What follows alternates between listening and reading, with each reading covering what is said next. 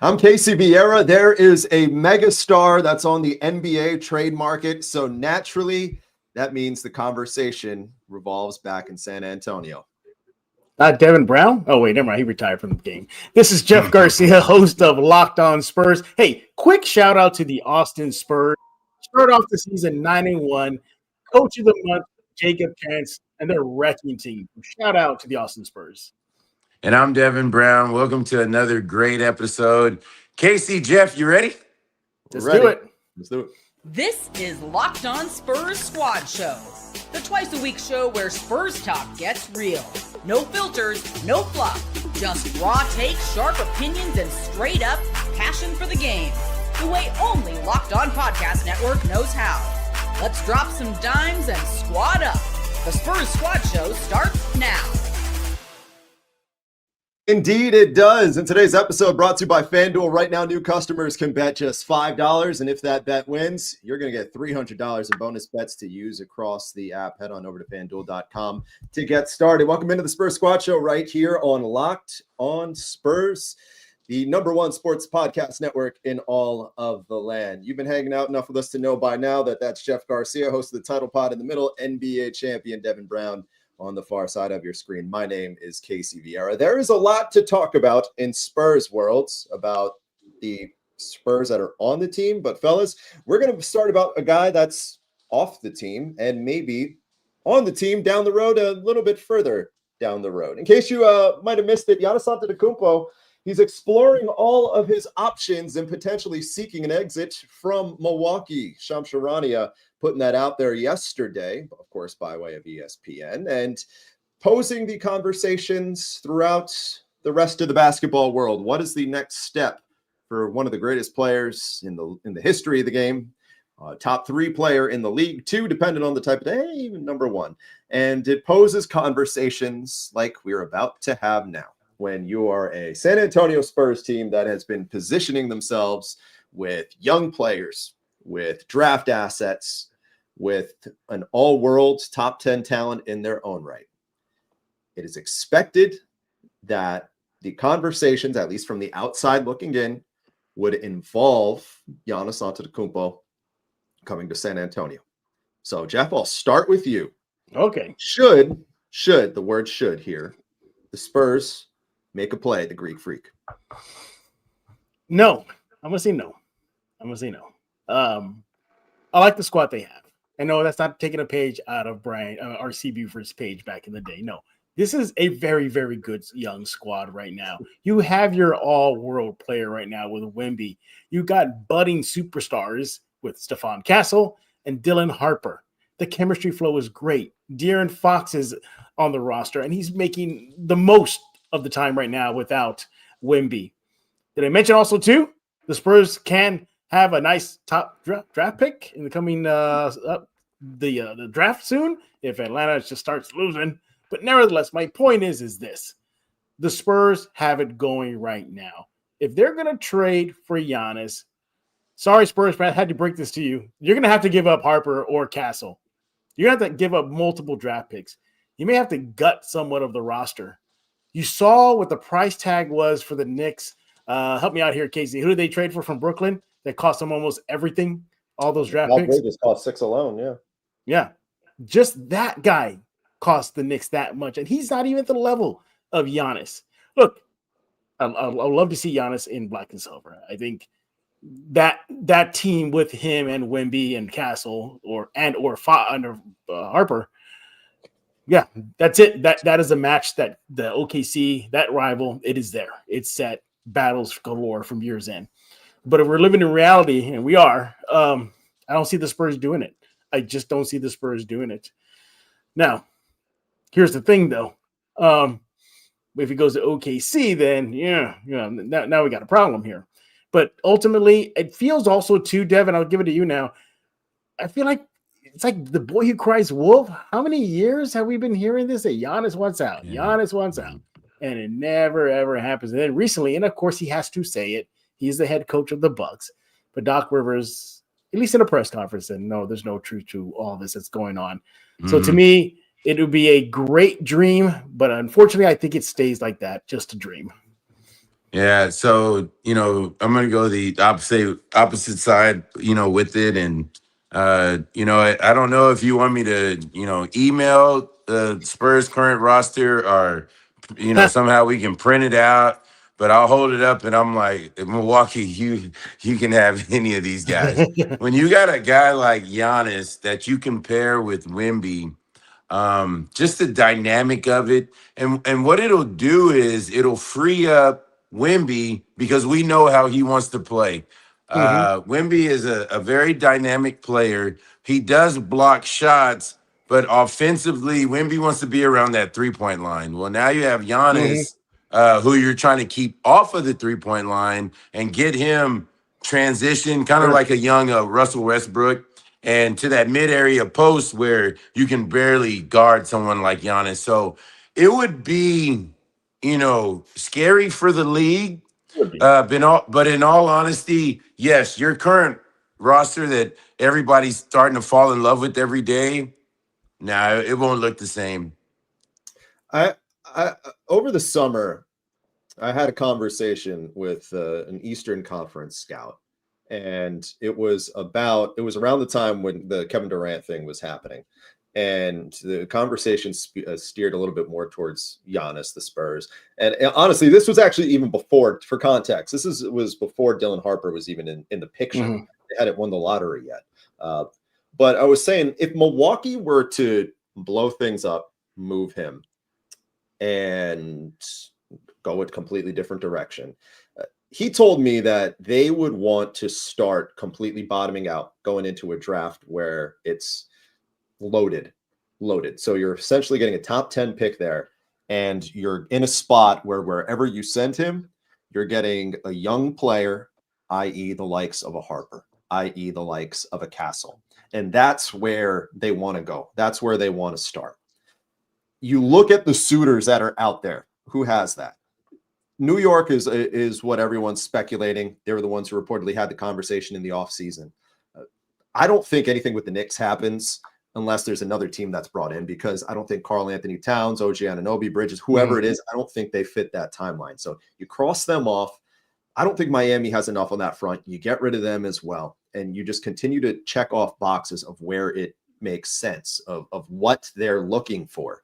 I think to a lesser extent, Atlanta, because now they're in a spot with that Pelicans pick. And at the time when I had this conversation with this person, that was not happening yet. So now that they have the Pelicans pick, I think they're in play. But if you look at who has the two best offers to do this, to make this happen, it's the Spurs and it's the Oklahoma City Thunder. Because both the two of them can present these packages in very, very different ways, very different avenues to get to the end destination. The Spurs have the equivalent of an early first-round pick in Dylan Harper. Right. Castle maybe a step behind that. Oklahoma City, it's all contingent really on the Clippers doing their thing or lack thereof. And so you're in a spot on the Clippers side of things, or the Thunder side of things rather, where you can do the same thing.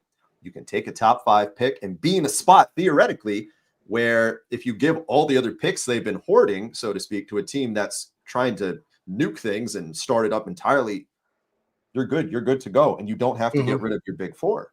Would then be a big four with SGA, Giannis, Holmgren, and J-Dub. So I think if it were to get into a bidding war between anyone, and if the Spurs were serious, I think they're there. I think they have it. But Jeff, I mean, the question to me at this point, though, is if they do it, because I think they have more than enough resources to. You know what this? You know what this reminds me of? In some connection in my brain, it's Tony Parker, Jason Kidd. That's what it reminds me of. The trade not made is the best.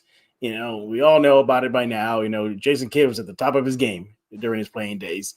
And there was rumblings that Parker was going to be used as trade bait to get J Kidd into there. Never happened. But guess what? The Spurs, with that chemistry with Parker, Manu, and Tony, they went on to win multiple titles. Obviously, different timeline, different roster, but nevertheless, it feels the same way. The trade not made could help the Spurs ultimately reach their end goal, which is obviously winning titles.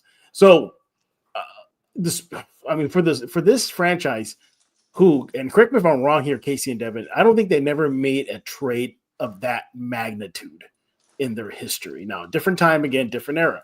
Pop's gone, RC's in the background now. It's Mitch and Brian Wright. Sure, they're going to do their due diligence. They're going to get on the phone and call Milwaukee and say, hey, okay, what do you want? But Milwaukee's going to want everything and then some. And I can see Brian Wright say, nope, call us back when he gets something more reasonable. So ultimately, I just still don't see it happening. And I think a no move is the best move for this team right now. Devin, I have a question, because when we were talking about Wemby's injury, you made a point that if a few weeks ago we had a conversation about the load management aspect, if that should be the game plan with Victor going forward, some sort of Joel Embiid type game plan with him going forward. And you said that if they do that, they got to go out and they got to upgrade. They got to get a 1A. They got to get a 1B. Are you still kind of that belief that that needs to be the move? If Giannis doesn't do this 2 days ago, Fox is doing a terrific job of leading the team and playing. Mm-hmm. He's playing well right now. He's playing really well. Yeah. But this is Giannis. This is a different head of the snake, sort of say. This Giannis is terrific, terrific. And he's a family first guy. That's box number 2. He does a ton from Milwaukee off the court. Check number 3, is when you're checking off what a Spur looks like, right? So I mean, we it's a different conversation. I mean, I don't know if he's planning on it. I'm not stirring anything up. I'm just asking. I don't know if his brothers are coming or I don't know what happens. Hey, that's not my conversation. I'm just saying. But when you have a Giannis type that is it seems like he's ready to move on from Milwaukee. His agent's ready to move on, but Milwaukee's kind of not. I don't know. But when you have that kind of player that's available, it's a different conversation than what it is that we had, Casey. But I say at least, they are going to talk. But like Jeff said, I mean, Milwaukee, they're in the driver's seat. They can ask for whatever. And guess what? Somebody may take the bait on that.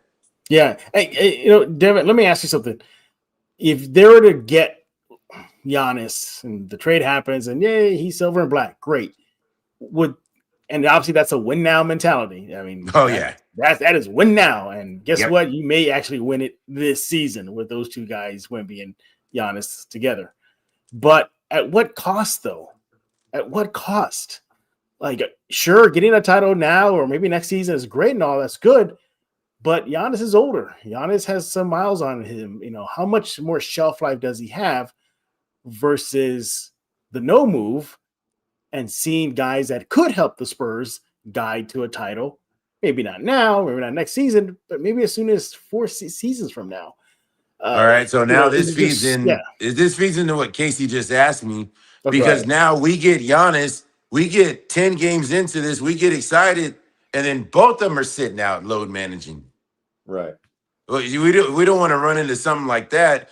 And the answer, what Casey, what we had talked about was if the Spurs come out and say we're gonna have Wemby play 12 straight games. That's it. We're going to shut him down for 4 after that. And that Giannis is healthy and he plays in his absence.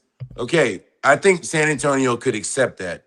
Right. But if Giannis comes and he's still dealing with these nagging injuries and they're both out and Luke Cornett, because he's not a part of that package, let Milwaukee know he's staying.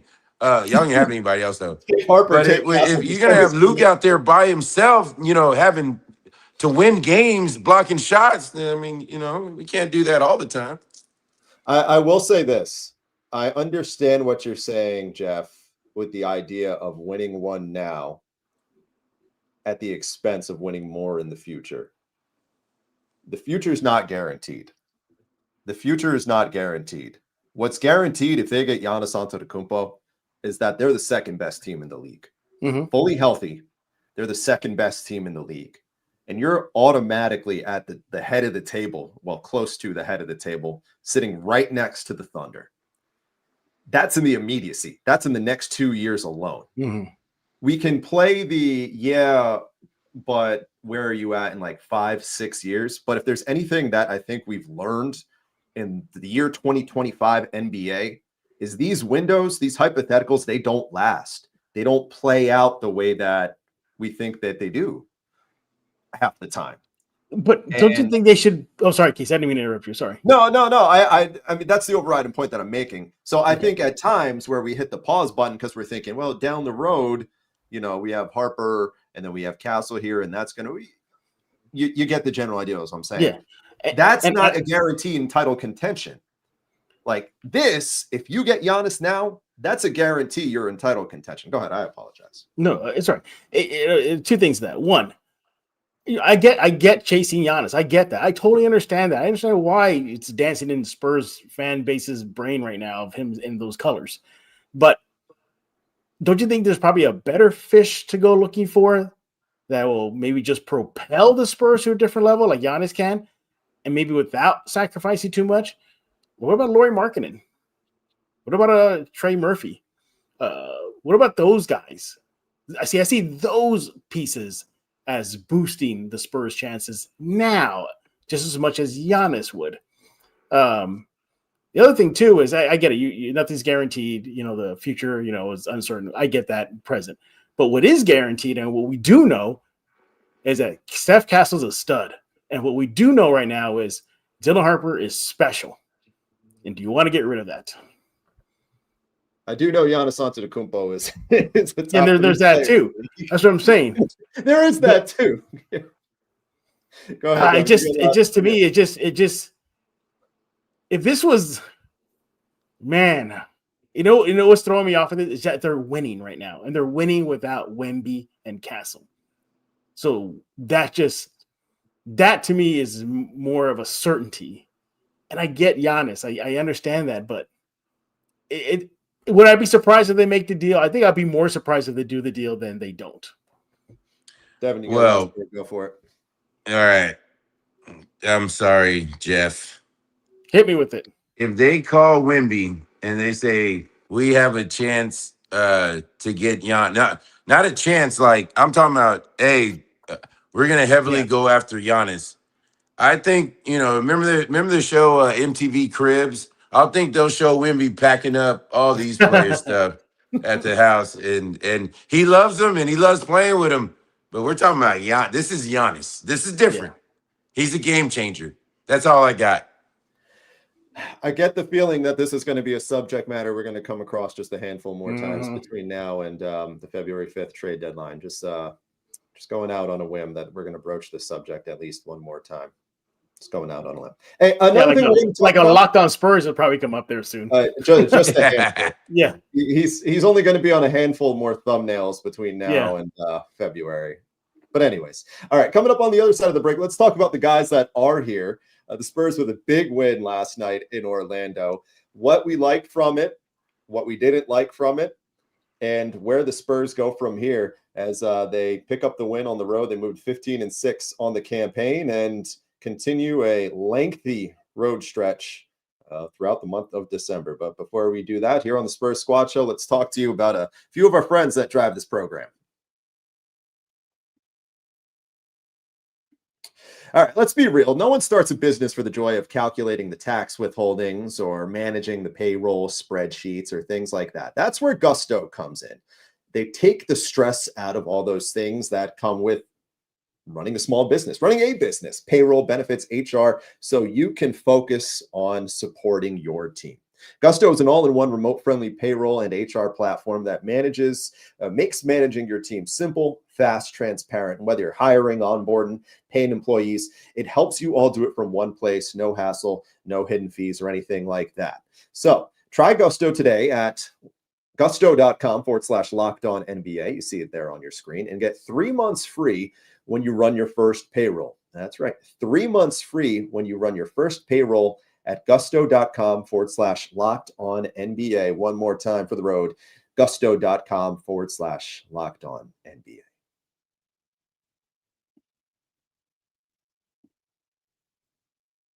All right, Spurs Squad Show rolling on here on a chilly Thursday night in the city of San Antonio. Host of, yeah, right. Jeff, I haven't popped your mic up back yet. There you go. Get that witty quip in. Go ahead. It's not chilly, everybody. It's not. It's to some people it is. My Northeast tolerance died years ago, bro. Okay. My Northeast tolerance is still strong It's right still now. there. Yeah. I don't know. Hey, I actually had someone call and they asked me, they said, "Are you playing golf today?" I was like, "Nah, me and Santa are taking the day off." All right. On the topic of magical moments, it was a magical kingdom yesterday for San Antonio. Going to Orlando, picking up a 114-112 victory over the Magic to start the second portion of this road trip on a high note. First of a 4-game road swing, at least, for San Antonio. On a night, Devin Brown, they got in at 3:30 in the morning, playing the tail end of a back-to-back. Everything was written in the stars for them to go out there and lose by 20. Right. Instead, they controlled the tempo for most of the game. They had a counter punch to every punch that Orlando brought. They're a physical team, so they threw many. But at the end of the day, they did their job. They exceeded their job, and they walked away with a win, Devin. Yeah, absolutely. Yeah, everybody's obviously, and the players deserve it, right? They get all the credit. But what about Will 70 and his staff? Hey, listen, they get in 3:30, 4 a.m. I heard on other reports.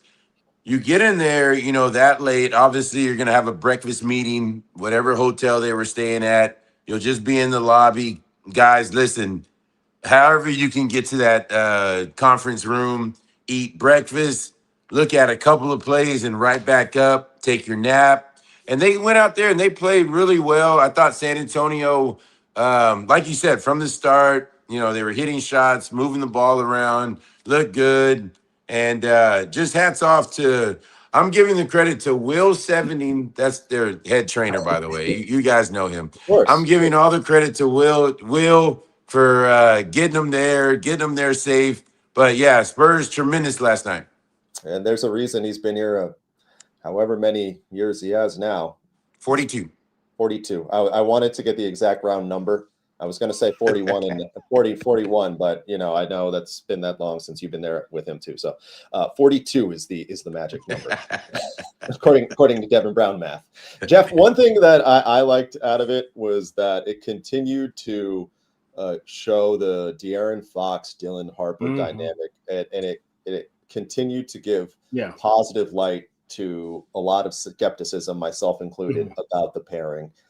The two have very interchangeable talents. They have interchangeable flaws. But last night, they carried them in the fourth quarter. Yeah. Go ahead. Yeah. Oh, no, sorry. But no. And I agree with all that and more. But what really, really stood out for me is how everybody contributed. Everybody did. Mm-hmm. Sure. Fox played great. Big reason why the Spurs win. But the Spurs don't win without 3 blocks from Cornet, including the game-saving block. The Spurs don't win without Harper doing his thing. I think he had, I have it here, 16 points. Keldon off the bench with 13 points, 4 rebounds. Champagny with 14. Vassell with 15. My point is that what I like from the Magic win, as well as other prior wins, is how everybody is stepping up and doing their part. Carter Bryant, he may not do a lot that shows on the stat sheet, but he's defending like a dog out there, and he's just doing the little things that matter. By the way, but I did talk to Carter Bryant. He told me he's not going to participate in the NBA slam dunk contest, even though I've been urging him to every single time I see him in the locker room. What else? I just think this team is maturing on the court. They're finding ways to win, and whether that's just upping their defense in a close game versus Orlando, or as we've seen them just being able to rally from a deficit.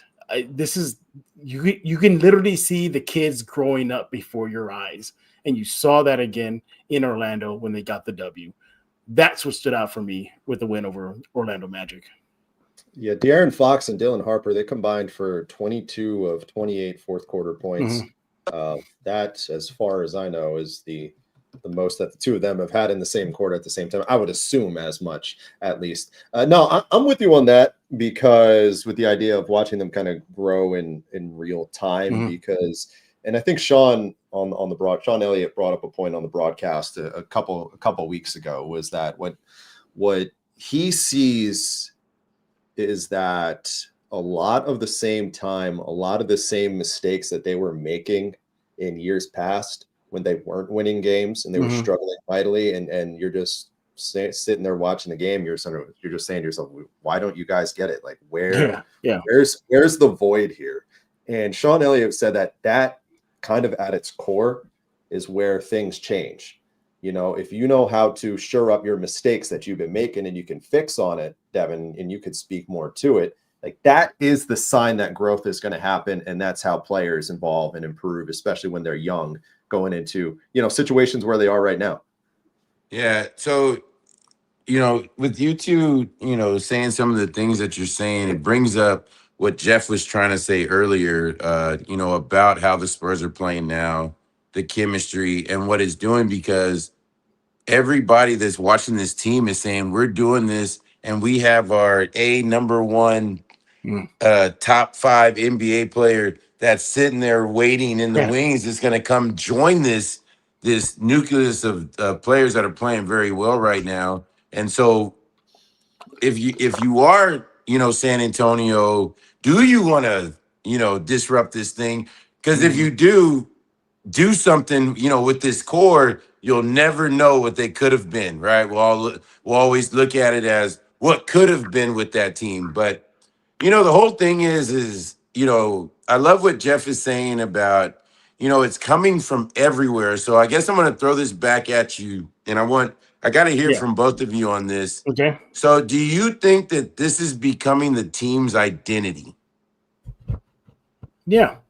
Of everybody. Hey, it can come from everywhere. Like we talked about, Casey. It can come from everywhere and anywhere. Yeah, I think that's definitely part of their identity, because even when Wemby was healthy and playing, and then Castle as well, you still got big contributions from a lot of people. Harrison Barnes is the one that stands out for me. With or without Wemby on the court, he's contributing. Keldon Johnson has been a force off the bench with Wemby out there or not with it all freaking year. Cornette the same way. And then you're seeing like little signs to show how much this team is maturing. So getting ready for tomorrow's game, and I said, well, I'm kind of interested in what the Spurs have been doing recently. What little things stand out for me? And this is pretty cool. In the last 5 games, the Spurs are averaging 10 turnovers a game, minimal. That's it, 10 turnovers. I know some may be costly, but the point is they're at least keeping that low. Hey, Jeff, they're getting it done on defense. They're out blocking teams in the last several games. So you're seeing the little things that matter between a win and a loss, leaning towards the winning side, and they're doing the right things. Go ahead, Devin. You had a point to make. Oh, no, because I wanted Jeff to know they're at 10 because one of the guys that commits a few of those is out right now. Sorry. Yeah, Wemby. He was around 3.6, something like that. But still, regardless, even sure, Wemby coughs the ball up a lot, but the point is that the little things that I see they're doing, and they're doing it right, and there's a difference between winning and losing. Even getting down and dirty, rolling up the sleeves, that gritty. I talked to Harrison Barnes recently about that little fracas between Edie and Sohan, and I thought he was going to toe the Spurs line. He said, "Oh no, we know we can't have that in a game." You know what he told me? He said, "That's what we need to win games. That type of grittiness on the court." He even mentioned to me about how Keldon Johnson dives to the floor, that he notices Luke Cornette getting smacked in the face several times during games. Of course, he pointed to Sohan mixing it up with Edie. Didn't end there. I talked to Lindy Waters about that. Know what he said? He goes, what Jeremy did for us guys on the second unit, because remember, Jeremy's part of that second unit. He goes, that amped us up. That got us going. He goes, and that really supercharged us. So all in all, I just see this team contributing individually, a little bit of everything, and then doing the small things on the court. whether that's mixing it up. It doesn't have to be a fight, everybody. It could be simply diving on the ball for the ball, whatnot. And then, of course, getting contributions from several players. Yes. And that is what a team looks like. Yes. And Jeff, real quick, Casey, real quick. No, go for it. Okay. Hey, and Jeff, that's what makes preparing for a San Antonio team so difficult. All right. Now, if I was an NBA assistant coach and I have to scout the Spurs, yes, we know what De'Aaron Fox is and what he brings to the table. And then after that, you pretty much say, and Keldon coming off the bench, he is the energy off of the bench. After that, hey, good luck, because after that, you don't know who's going to be on that night. And that's what I really enjoy and why I enjoy watching this team play right now. All right, I think you're talking about what we've kind of learned in this stretch. I think they found the Spurs front office. They found a formula because they put enough pieces around to know that if something were like this to happen with Victor going down and Castle going down, it was enough to keep them afloat. And they've done that. It's not enough to go out. And I think we can all agree that while it's good enough to win games, it's not good enough to win a playoff series without Victor, without Castle. And that's fine. But I think that's kind of the goal, because you lose your top player anyways. You're probably not going to win a playoff series anyways. So I think when they put this team together, we had so many questions about depth, like who's here, who's there. I think that they I should say, they looked at so many. I think Devin said it one time, when they're presented with a situation, it's not just one or two, it's like 15 different avenues. And I think having the depth, sustainability to afford injuries to Victor that they might have been anticipating, or at least time that he could be missing in his recovery, whatever which way would have come across, should Fox have gone down a reasonable time, Castle, whoever it may be, they have just enough to do the job to keep the ship afloat for when they are fully healthy. They haven't lost a ton of ground in the standings. They're not in a situation where they're trying to redeem themselves from losses that happened, I don't know, against New Orleans all the way back in February or something like that. I'm just spitballing here. And I think the front office has done a good job of acknowledging that. Devin, you got one more point you're trying to spit out, and then we got to take a break. Go ahead. No, I mean, I think you're right on what you're saying as far as the roster's built the correct way. And you just brought it to Pelicans. Think about what they're going through with Zion and the opposite. That's what the opposite looks like, where it's like, yeah. And Casey, you want to blow all that up for Giannis? All right, fine. Yes, Casey, yes, you do. Yeah, we're agreeing too much. So I'm messing with you, Jeff. I was going to say things were going a little too civil. So I'm glad you brought that up, because we needed some instigation, things to reignite. Get the party going a little bit. Everything was going too civil. So let's pour some gas on the fire. Let's talk about the guys who will hopefully be back sooner before later. We with Victor and with Castle. With the crutch word that we threw out there was identity. And I'm glad, I think it was Jeff who said it. No, it was Devin who brought up the word identity. We got an identity of what this team is right now, with De'Aaron Fox as the main focal point. Are we heading towards an identity crisis when they're fully healthy again? Think about that for a second, because we got that on deck for you here on the Spurs Squad Show on on Locked On Spurs. There we go. Try that again as we step aside and get ready for an eventful week that's ahead. But before we do, talk to you about a couple of our friends that make the program go. And you already know by now with FanDuel, there's no better place to get in on the action than with FanDuel. You know that by now. I'm not telling you anything you don't already know. The official sports betting partner of the NBA. Even if you miss the start of the game or want to ride the hot hand, FanDuel, they have live bets on everything. From everything from who will score next to fourth quarter comebacks. If you got in on that Magic game, you're probably sweating it a little bit yesterday. Whatever. You're a Spurs fan. You probably made out all right. Plus, you combine all that stuff in your live bets into a same game parlay, you get a shot at an even bigger payout. It keeps every game exciting, especially when your team's making that late push. So right now, FanDuel is giving new customers $300 in bonus bets when your first $5 bet hits. So head on over to FanDuel.com to sign up and play your game with FanDuel. the official sports betting partner of the NBA.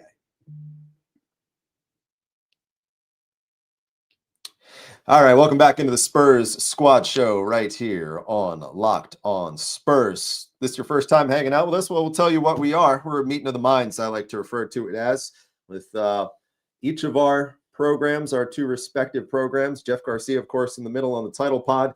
Catch Devin Brown and myself after every game on the Spurs postcast. Three of us, we get together, talk about what's on our minds, sometimes just life in general on our minds, but primarily San Antonio Spurs basketball. And Tuesday, Thursdays, 9 o'clock hour, we get together. Jeff, did I cut you off? You got something? No, it's all right. No, I was going to look to Devin and say, like, Devin, it sure would be great to get Casey on Locked On Spurs. I've been trying. Been really, really trying, Devin. But thank you, Devin, for taking time out of your schedule. I appreciate that. Absolutely. No problem. Casey, stop big time and Jeff, please. I was going to say, there's only Jeff Garcia, having worked in some capacity with him for quite some time now.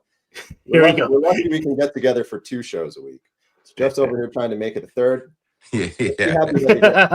Yeah. Hey, I'm. You know what I'm trying to do, guys, and when I let everybody else, I'm trying to actually, because look, this Locked On Spurs owned by Techna, so no big deal here.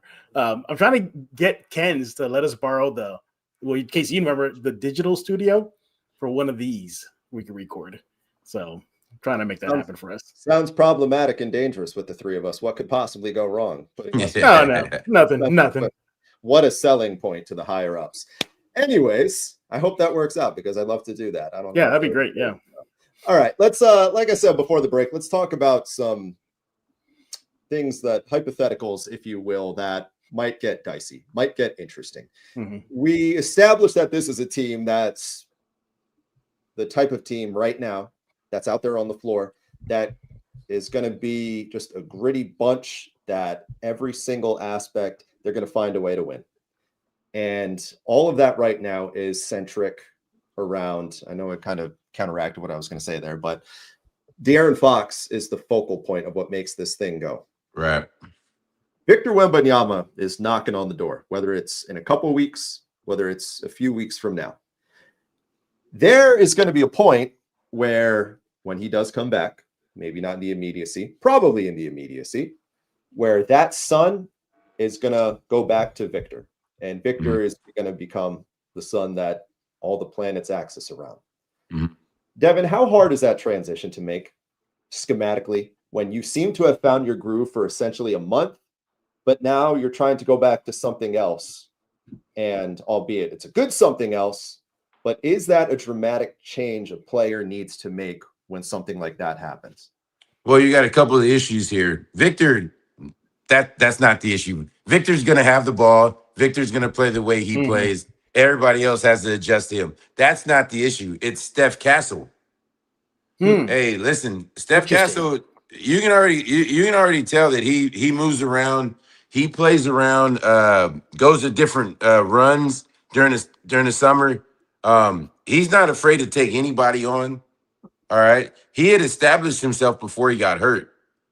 That's going to be your problem is Fox and Castle.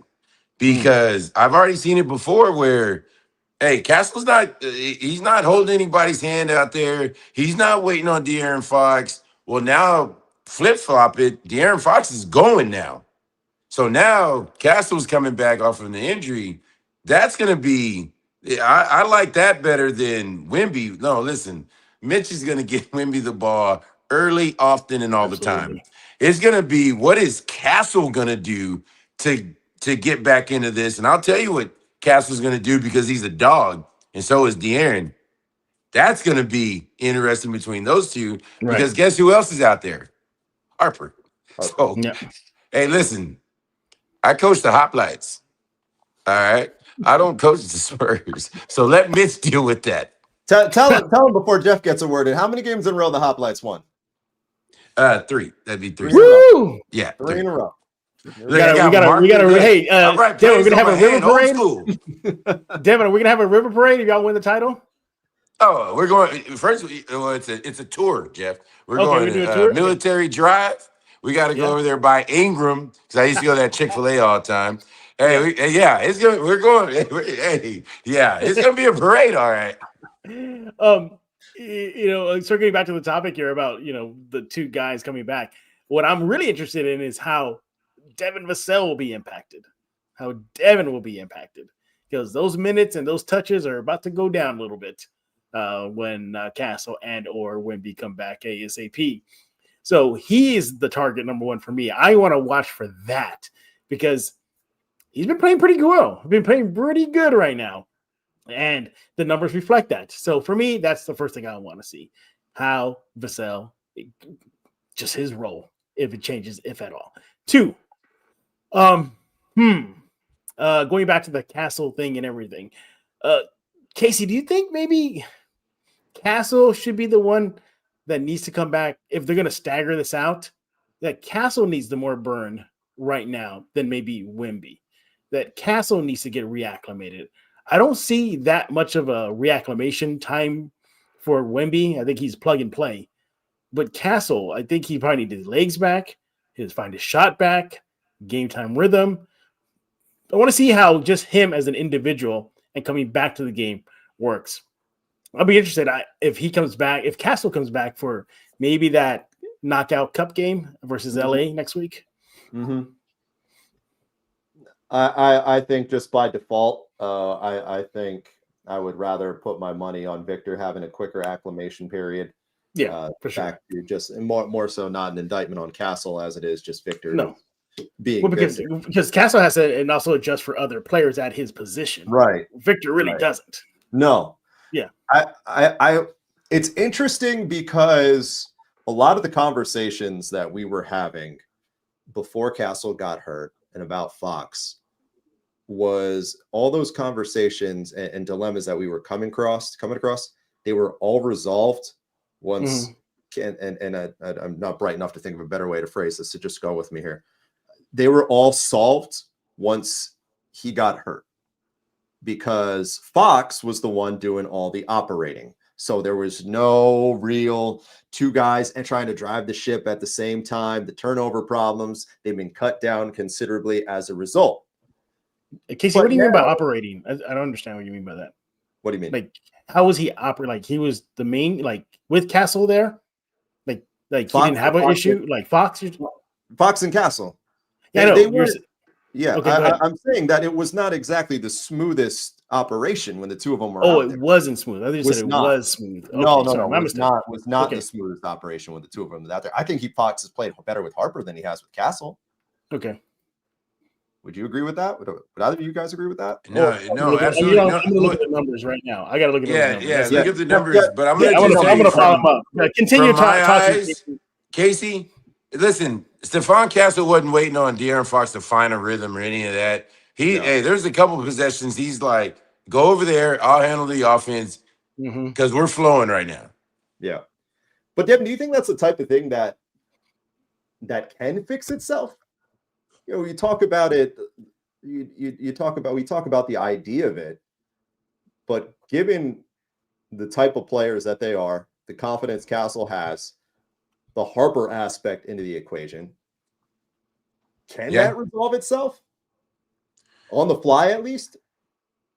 Well, it's got to be on the fly because if Castle and Wemby come back for the quarterfinal cup game, like. Mitch, that's going to put a lot on Mitch's plate for, because it's like, hey, we're actually here in LA to try and win this game. Yeah. So it's going to be a ton of pressure if they come back, right, for that game. Yeah. But I mean, hey, it is what it is. You want these guys to be healthy and play. At the same time, they're going to have to figure this thing out like quickly and on the fly. Yes. But for sure. But is gonna run through Wemby. So I hear you. So the numbers, all right, this is via Data Baller. All right, so look at the two-man lineup. All right, Devin, what do you want first? Fox Harper or Fox Castle? No, Fox Castle. Okay, Fox and Castle on the court together, they are a plus 4.1. Like it. Okay.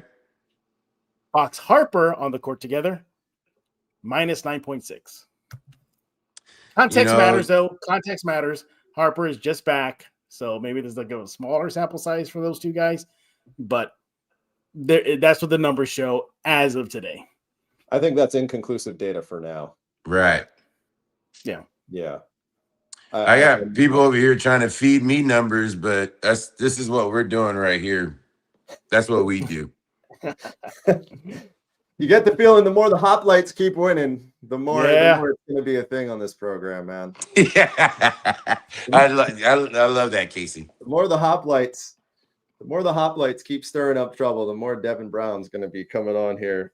Who even? Yep. What's the name? What? The name Devin starting of the trouble? mascot? No, you don't Yeah. say.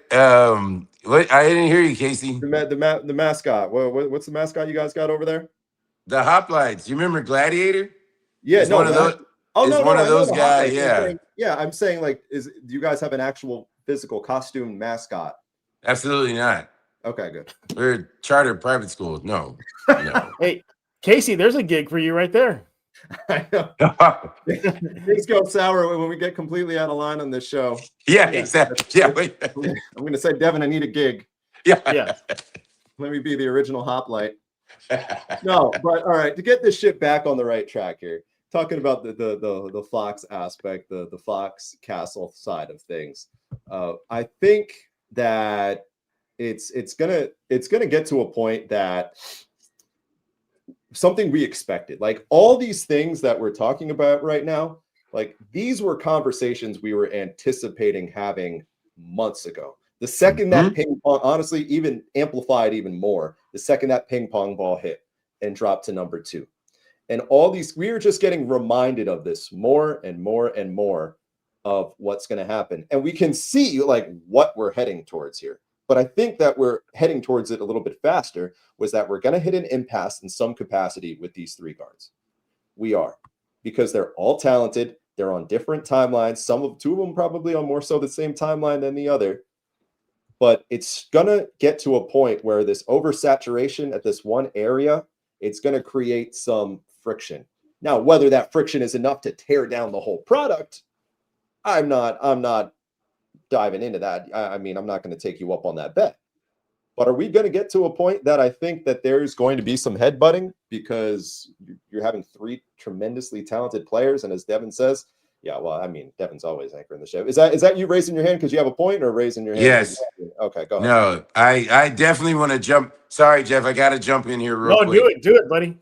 Listen, I want you guys to think about this, and everybody that's watching this, think about this. I'm going to let you in from the inside. Every championship team, the ones that I was on, I was a part of 2 of them.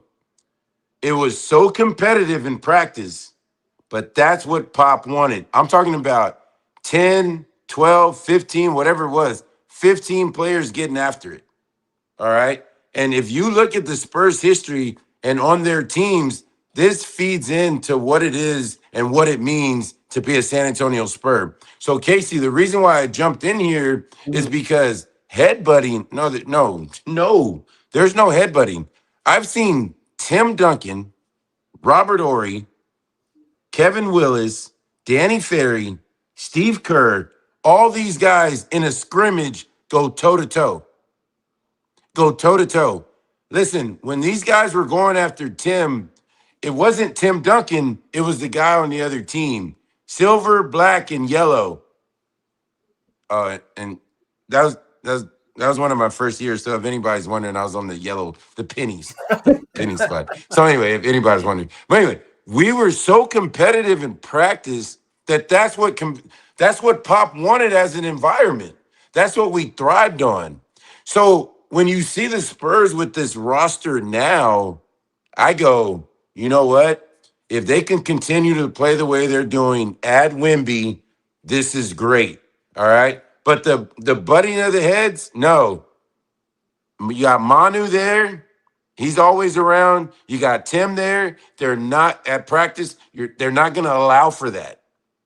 Those are the godfathers of the Spurs. Dave, they're not going to allow for that. So it'll be competitive, but everybody knows when you put that jersey on, you know what it represents. Go ahead, Jeff. No. Really hard to follow those stories. I'm having.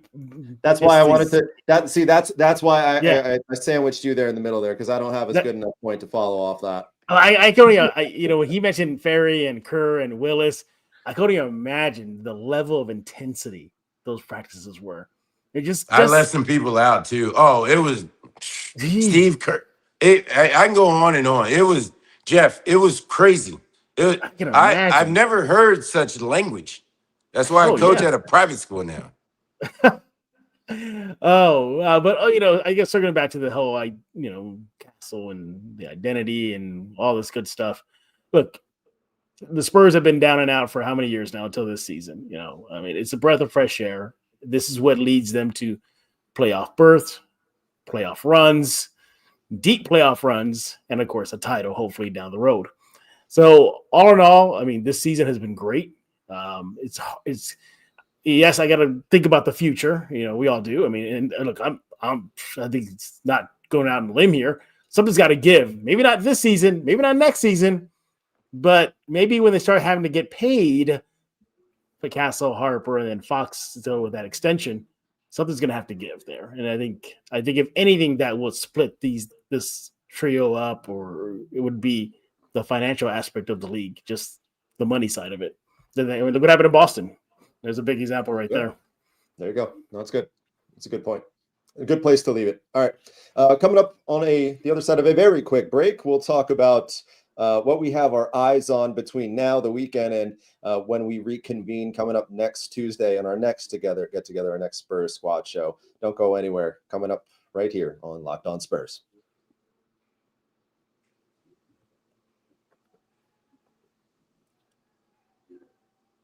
All right, fellas. Between now and when we get together next Tuesday, 2 games going on. Cleveland tomorrow, Friday, and then New Orleans sandwiched in the middle. And then you get the idea. We'll be talking plenty next Tuesday about the Lakers game on deck on Wednesday. Devin, what are you keeping an eye on? What do you want to see between now and then? The togetherness, and obviously De'Aaron Fox leading the way. Coach Mitch, it's working right now. It is. Just want to continue, the rhythm. And it's like I said, Jeff, and I told Casey this the other night. I just want the Spurs to continue winning, okay? Because it seems like they're low on Advil because the big fella keeps sitting out. He didn't even make the trip to Orlando. And I told Casey the other night that Will's out of Advil, so he couldn't fly, or it was late, or I passed his bedtime, you're so whatever old it was. school, man. But I want them to continue winning because I know Wemby deep down inside, he wants to be a part of this. He will be a part of this. Yeah. But the more that they win, the more it's enticing them. Come on back a little bit sooner. Yeah. Yeah. You know what I want to see? I want to see numbers go up high for tomorrow's Locked On Spurs. Can we have a crossover episode of Locked On Spurs and Locked On Cavs? We're going to break down that game. But aside from that, what I'd like to see from the Silver and Black the next time we meet is there's no reason for y'all to lose the next 2. There really isn't. There's no – does Cleveland have a team tomorrow night? I think Devin and I are suiting up for them. That's how depleted they are. It'll be my second run with them. Yeah, it'll be your second run with them. Yeah, exactly. How'd that first one go? No, they always pass the ball. I was wearing 33. They kept throwing the ball to 23. I was like, no, 33. They got confused, right? Yeah, they got confused, Devin. Yeah, you got an injury depleted Cavs game tomorrow night. Should get a win. And you're going up against with the Pelicans after that, right? Or no, right? Yeah, Pelicans and Lakers. Yeah, Pelicans next, and no Zion. Surprise. Again, if anything, that would be the tougher game of the 2. But still, there's no reason for you to lose this game. New Orleans, Cleveland, they should be still perfect on this road trip. And just get ready for that knockout game versus the Lakers for the NBA Cup race. And by the way, I can attest, these players, they're up for the NBA Cup game. I was in the locker room. No, they weren't talking about the Orlando game. They weren't talking about the Pelicans game or the Cavs game. They were focused on that NBA Cup game. I kid you not, guys. So love that, Jeff. Yeah, I love that. That's great information. A series of trap games. The way you phrase that, you made it sound like there's a series of trap games just waiting to be fallen into right now. So hey, Casey, Can I say this real quick? You're We have always time? always go ahead. Okay. Because they're playing Cleveland, I have to share this story with you guys. All right. So Mike Brown was our coach, and we used to watch a lot of film. Well, I always wore 23 and I always had a headband on, right? So we're watching film after like, whatever, 4 or 5 days of practice. And I'm like, man, that guy on the right side is athletic. I was like, you see me? You see me? That is awesome. And we kept going, and all of a sudden someone, like 30 minutes into it, they go, hey, man, that's not you, man. That's LeBron. I was like, oh, 33. I was like, you know what? You're right. I thought y'all loved that. Oh, man, Devin, I couldn't imagine you, man. You must have been that, like a version of Keldon Johnson, keeping that locker room light. Keeping it light, everywhere I went. Hey, I was really good. I wasn't good with the rookies. I will admit that. I was not good with the rookies because of my time getting all the donuts my rookie year. I had to pay that forward. Who were your rookies that year? In Cleveland? In Cleveland. Shannon Brown. Wow. And what was big fella? I can't remember our big fella's name, but Shannon Brown was one of them. Verja? Not Verja, right? And we had like not a walk-on, but we had a undrafted guy. Okay. But I forget his name. I'm glad you reached a very reasonable middle ground with the walk on. As someone who walked his way onto a great San Antonio Spurs team, and as a walk on, I'm glad you found something so endearing to remember the fellow walk on's name. So good job by you. I know, I know. Hey, Devin. Oh, now you're out of the league, and you were in the league for a while here. Does it bother you that the whole rookie aspect and the hazing part of it is not really a thing as much as it used to be? Oh, big time. Oh, yeah. My goodness. Big time. We had a 10 o'clock shoot around. I'm leaving my house at 7:15 in the morning to go get lemon coconut donuts from Shipley's, which didn't even open till 9. All right. And I got, my whole thing was to be the first one at the gym, but I got to get that there for Big Tim. And then I got to go get 2 things of glazed donuts with one assorted, all the big packs, whatever those things are, at Krispy Kreme, which had just opened by UTSA. Yeah. And the line is crazy. And I didn't know anybody, so I got to wait in the line. So by the time I get there at 9:20 for a 10 o'clock shoot around, all the veterans are looking at me like, you're just getting here, young fella? I'm like, what? I got to get Steve Smith coffee from, never heard of the place. And I'm like, hey, man, all these orders, hey, I got them one time, Jeff. You'll love this. Right there by the old practice facility, there was a place called Daylight Donuts. So I was running late. I went over there at Daylight Donuts and got all this. I got in big trouble, by the way, for that. But anyway, I went and got them donuts from there. Let me just tell you this. Manu wasn't much of a rookie with me because he played his European card. And so I was like, come on, man. So anyway, yes, it was rough on me. I paid it back, though. I got a few people. But now to hear that they're not doing that now, it just ain't the same NBA. Yeah. If you're on the roster right now, you're probably giving Wemby a handful of mud right now. Say, hey, just rub it on there. You'll be fine. Get out there. Oh, or a leave. Hey, and he's 7'4", so I'd give him 2 a leave. All right. Very generous of you. This is one of these closes to the show where I just like put the car in cruise control and I just kind of let us hit the end of the timer until we get there. Hey, I know we got to go, but Devin, if you were playing right now, you're on this Spurs squad right now with this young core. Would you try to get one on Wemby in practice? Oh, Jeff, I'm trying to get everybody now. 7'4" is different. Okay. The tallest person I ever dunked on. How tall is Kevin Garnett? 6'11", 6'10". Okay, that was it. Hey, at UTSA, hey, that's what we did. Boom. Yeah. 7'4", and Wemby goes after everything. I don't know. Do the Yeah. Spurs still do open scrimmages? I'll try. I don't know, Jeff. Let's see. Well, the reason I bring that up, I asked on media day. I asked. Well, Casey was there with me. I asked Carter Bryant, and he says Casey, you remember? He says he did get Wemby. He got him. Yeah, he says. If I remember correctly, he did say he said he kind of got him. Yeah, kind of and got him. Eh? Yeah, He kind of and got Jeff. The same thing, Carter. Jeff, Casey, let me ask you this: how tall is Carter Bryant? 6'8". About 6'8". 6'8". Yeah. The dude can jump though. I'm 6'4", but I was 6'5" for financial purposes. So you're talking. He's got a few on me, and then Wemby. That's a different matchup. Me and Carter Bryant and Wemby.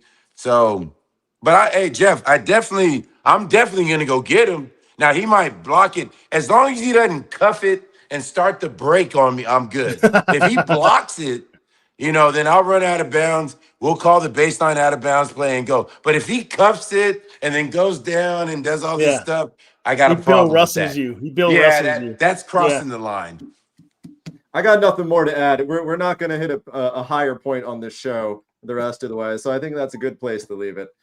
Be sure to, as always, come back in the AM, as Jeff alluded to. Got the title pod up there with a cross collaboration episode with the Locked On Cavaliers guys. So you're not going to want to miss that in the AM. Yeah, watch that Locked On Cavaliers host just crumble when he talks about his team. Like we needed therapy at the end of the show. I'm not joking. He was just like paralyzed about, I can't believe this is my Cavs team right now. Wow. So tune in if you want to see a man's life just clearly just spiral out. Pretty much, yes. When you're done doing that, you're going to want to watch the actual game. 6:30 tip-off tomorrow in Cleveland. And as always, Devin and I will have you covered on the back end of things with the Spurs postcast. And as we do every episode, show love to you guys. Got to show love to you guys. You're the ones who drive this thing. You're the ones who make this fun, make this possible. That has Devin reminiscent of things 25 years ago. You guys are the reason we do all this and we enjoy it so much. And the reason the Locked On Podcast Network is now #1 of all these sports podcast networks. So that said, for my dear friend, the young spry Devin Brown and Jeff Garcia, man in the middle, I'm Casey Viera. Thank you for hanging out with us. We'll talk to you tomorrow. Enjoy the rest of your Thursday.